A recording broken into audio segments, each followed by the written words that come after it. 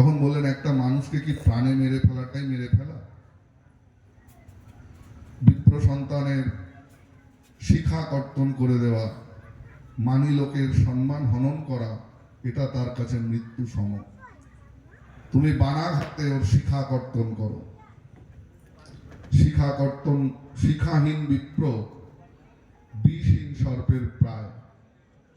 তার অর্ধেক মৃত্যু সেখানেই হয়ে গেল যখন বানাঘাতে অশ্বত্থামার শিখা কর্তন করলেন। তার ব্রহ্মরন্ধ্রে ভীষণ যন্ত্রণা শুরু হলো।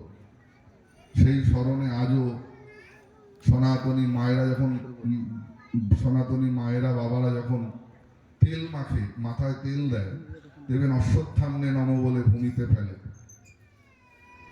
অনেকে করে দেখবেন। তো এই কিংবদন্তির সঙ্গে, লোকাচারের সঙ্গে শাস্ত্র জড়িয়ে থাকে অঙ্গাঙ্গিকভাবে। আমরা মনে করি অশ্বত্থামার সেই ব্রহ্মরন্ধ্রের যন্ত্রণা কিছুটা লাঘব হবে ওই অশ্বত্থাম্নে নম বলে তেল দিলে। তো যা হোক,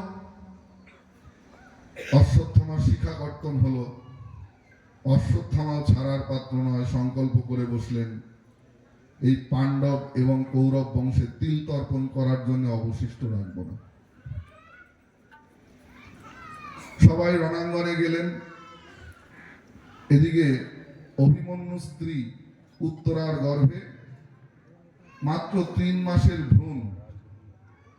যখন কুরুক্ষেত্রের যুদ্ধ চলছে, উত্তরা এবং অভিমন্যুর ঔরসে উত্তরার গর্ভে 3 মাসের ভ্রূণ অবস্থায় মাত্র